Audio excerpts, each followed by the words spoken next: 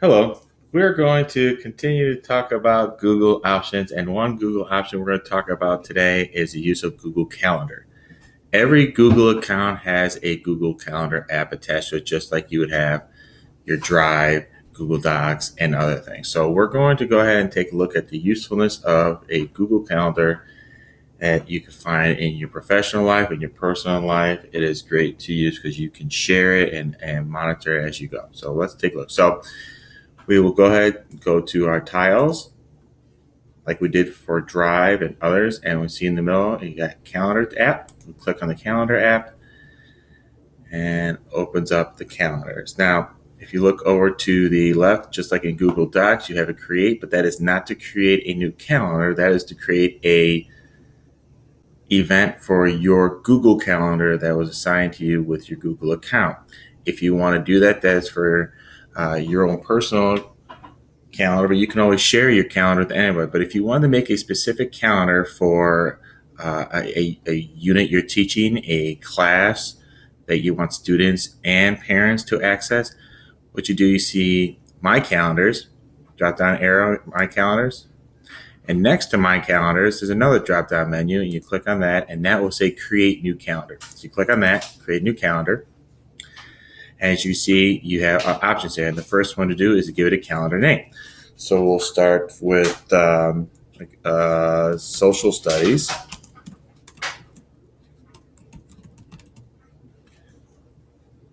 Class. The organizations here, you can put a description of what that is going to be about.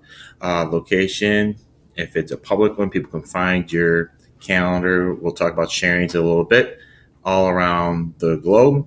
Calendar time zone, we're going to use United States and our central time.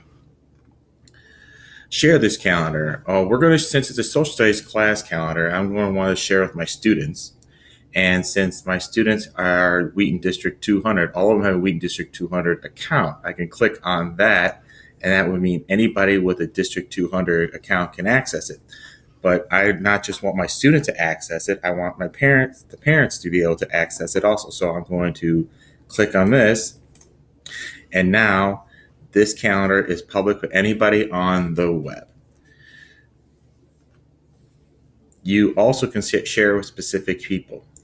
For example, I made a calendar for my professional learning community, and I typed in the people who are working in that community along with the administration, so only they had access to that. So we're making this one public for everyone. So we're going to create a calendar, click on Create a Calendar. Now it gives you the warning. Are you sure you want to open this to the public? You say yes. All right, so now we go back and we want to work on this computer. As you can see, my other calendars are on there.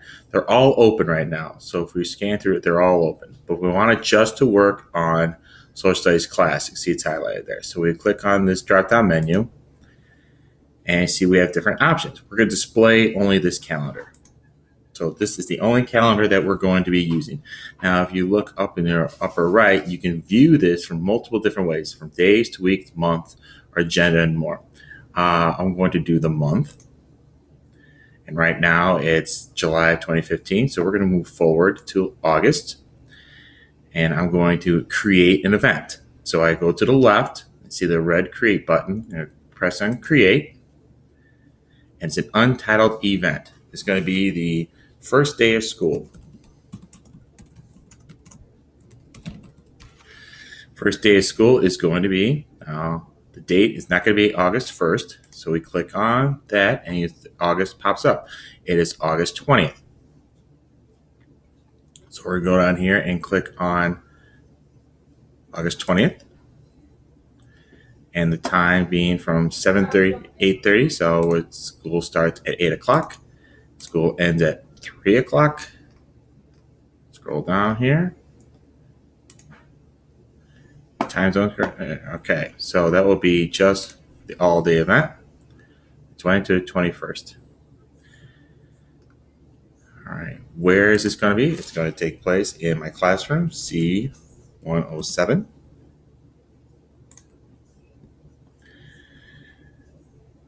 The calendar class, social studies class. As you can see, drop down all my calendars, but I only want this one to be visible in my social studies class, created by me. I can put a little description. Welcome to the first day of school. And here you add an attachment. If I wanted to put a homework assignment on there, I can add the attachment of homework, pictures, or other items on there. That is another good option with the calendar. Event color, if you have different event colors, you want to make homework or quizzes or just notifications, different colors, you can make that the way you want it.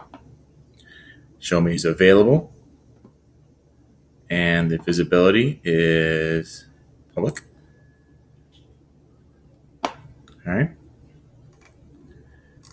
And we're going to go back up to the top, and we're going to hit save. So you see the first day of school.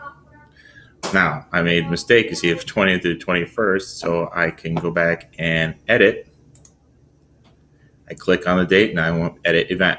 So I can click and edit the event. I want to go from 20th to the 20th. Only one day of school is the first day of school.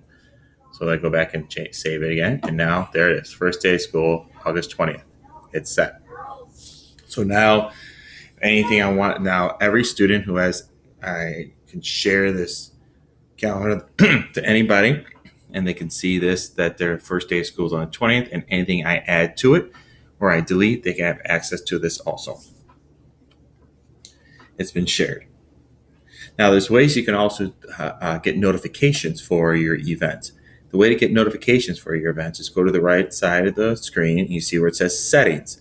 Looks like a little gear there. You click on the settings, and you go down to labs. And in labs, you can experiment the ways that you want to have the calendar notify you that things are going on. If you want a gentle daily notification, you can do what I like is gentle notifications. And you click enable, and then you would click save. So now when that event comes up, I get a notification to remind me of an event, homework, test, a staff meeting, a parent meeting is on my Google Calendar. And if it's a meeting that I want other people to see, the parents or students or administration, all of it can be put on the calendar. And you can have calendars set up for any topic that you want. You can set up, as you can see in my left-hand side, a staff member shared with us staff birthdays. I've shared one with the students for an access program I'm working on. The social studies one created for my PLC group, a unit on the U.S. Constitution. It's just access for my 8th graders. It is a great tool because it is saved on the web. Kids can access it anytime. When used to hand out calendars on paper and something was changed, you couldn't change it on the paper because it was already been printed. But with this, if something needs to be changed due to pace of the class, something comes up that you can't get to, you make the change on the calendar and the kids see that change. They get notifications, and parents can keep up with what is going on in the class. And so it's a collaboration between you and the parents and the communication tool. This is an excellent tool to use to keep that open communication line between your students and the home families and your administration and other colleagues in other parts of the district who can share with us too. So that is Google Calendar. I hope you utilize it and find it as useful as I have, and I'm going to be posting this on my blog. So if you have any questions, you can email me and I'll try to help you through the use of Google Calendars. Thank you.